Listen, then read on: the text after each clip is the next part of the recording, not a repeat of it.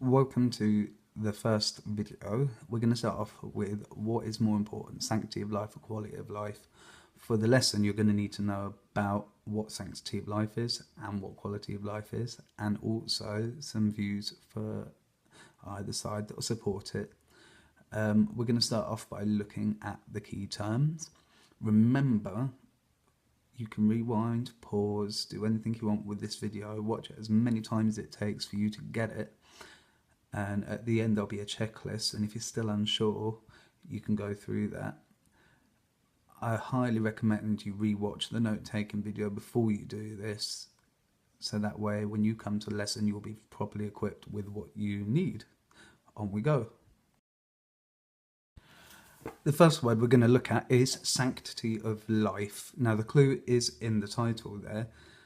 The word sanctity generally refers to things that are sacred or holy, and when we speak about sanctity of life, we're saying that all life is sacred or holy. And the reason is it's because a lot of people that follow this will tend to be religious, and for them all life is created by God. Now if God's made it, it therefore makes it precious and priceless, because if you believe God is the biggest thing, then you're going to want to look after his gift, the gift of life.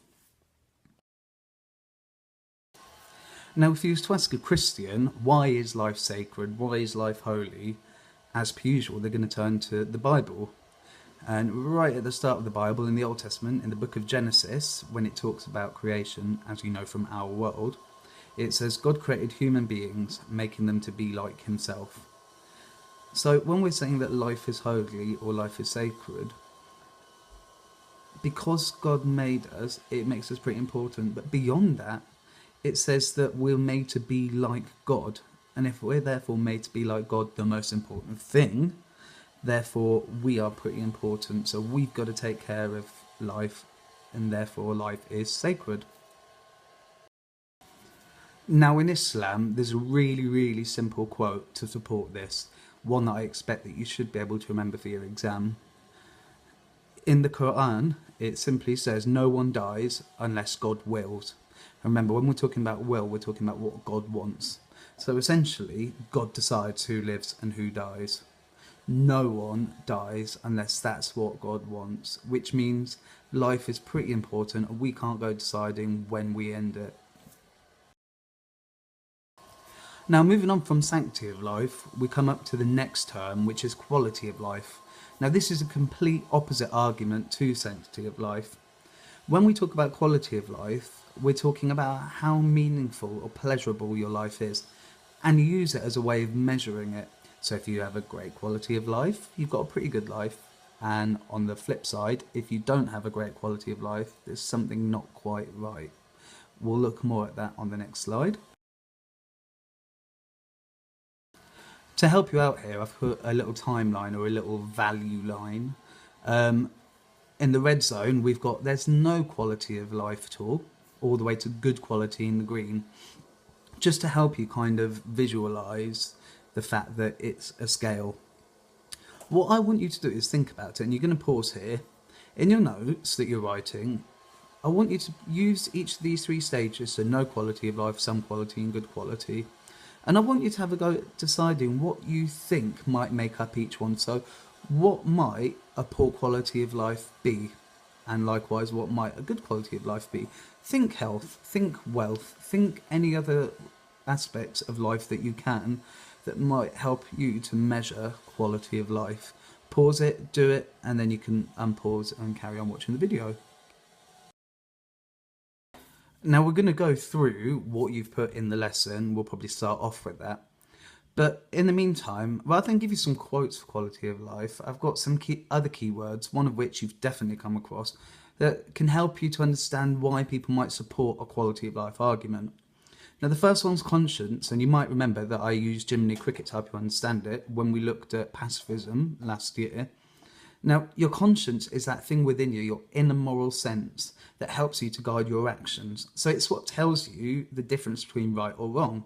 Jiminy Cricket obviously tried to persuade Pinocchio to do the right thing, so he was his conscience. And we all have that thing that helps us to make the right decision, although in some cases, some people's consciences are stronger than others. Hey ho. Another way to support the quality of life argument is to use the idea of free will.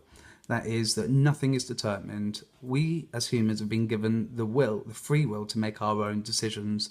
We aren't dependent on something else. If I want to go and buy pizza, I can buy pizza because that's my choice. I've got free will. There is nothing stopping me.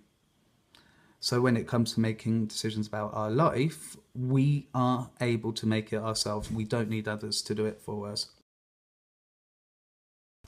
Right, your job now is to try and link those two concepts to quality of life. What I want you to do in your notes is to try and explain how you think conscience and free will link to the quality of life argument. You can pause here, and if you want to double check anything, you can always go back. Obviously, the slide's up there, or you can listen to me waffle on about it. Right, and we've come to the end of the video now. This is your checklist. By now, you should know what sanctity of life means, what quality of life means, and then some arguments to support both. Think free will, conscience, what the Quran says, what Genesis says. If at any point you're unsure of any of these things, you can go back and rewatch the video again, go over your notes, maybe add to them. Check with a friend, get in touch with them, give them a text, message them on Facebook, ask them if they've done it, if they got it, because then maybe they can explain to you it in another way. And if you're still really unsure, come see me before the lesson and then I can maybe go over it. But make sure you've got a question to ask me rather than just, I don't get it. You need this for your lesson. If you don't understand it, it will hold you back. You've got from now till the next lesson to make sure that you do get it. I'll see you then.